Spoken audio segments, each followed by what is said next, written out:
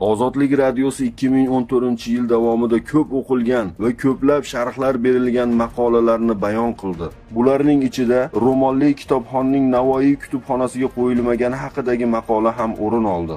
Ro'mol o'ragan muslimalarning hatto kutubxonaga ham qo'yilmay boshlagani O'zbekistonda ibodat va e'tiqod erkinligi naqadar cheklanayotganiga bir yaqqol dalil sifatida baholandi. Bu cheklovga asos bo'lib qolayotgan 1998-yilda yangi tahrirda qabul qilingan vijdon erkinligi va diniy tashkilotlar to'g'risidagi qonunning 14-moddasida O'zbekiston Respublikasi fuqarolarining diniy tashkilotlarining xizmatidagilar bundan mustasno, jamoat joylarida ibodat liboslarida yurishlariga yo'l qo'yilmaydi deyilgan. Qonunda taqiqlangan ibodat libosi iborasiga izoh berilmagan. Alloh taolo aytadi: "Ko'rinib turgandan boshqa zeb ziynatlarni nomahramlarga ko'rsatmasinlar va ko'kraklarini ro'mollari bilan to'ssinlar." Ushbu oyatda Alloh taolo ayollarga uydan tashqariga chiqqanda zeb ziynat va avratlarini nomahramlarga ko'rsatmaslik va boshlarini ko'kraklarigacha ro'mol bilan to'sishga buyurgan.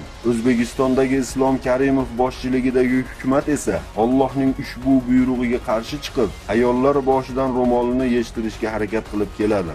Nafaqat ro'mol, balki soqol qo'yishga to'sqinlik qilish, masjidlarni yopish, masjidga borishdan to'sish, diniy ilm berish va ilm olishni man qilish, diniy marosimlar o'tkazishga ruxsat bermaslik va bundan boshqa ishlar bilan Allohga, uning diniga va barcha muxlis, sofdil musulmonlarga qarshi urush e'lon qildi. Karimov rejimining zindonlarida ming-minglagan muslim va muslimalar necha yillardan beri vahshiyona azob uqubatlarni boshidan kechirmoqda.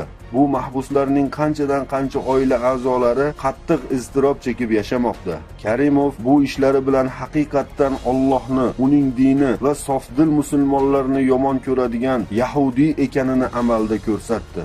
Sovet davridan qolgan xo'ja ko'rsinga musulmonlar ishi bilan shug'ullanadigan O'zbekiston diniy idorasidagi olimlik libosiga o'ranib olgan dinfurush saroy ulamolari esa musulmonlarga qilinayotgan zulm haqida bong urish o'rniga ertayu kech zolim Karimov olib borayotgan siyosatni bo'yab ko'rsatish orqali avom xalqni aldash bilan avora.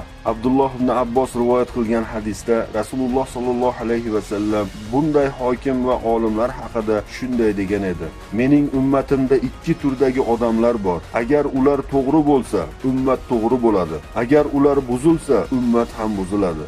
Bular sulton va olimlardir." Yana bir hadisda shunday deganlar: "Hokimlarga aralashib dunyoga kirishmagan olimlar payg'ambarlar omonatdorlaridir. Agar ular hokimlar bilan aralashib dunyoga kirishsalar, demak payg'ambarlarga xiyonat qilibdilar. Ulardan ehtiyot bo'linglar."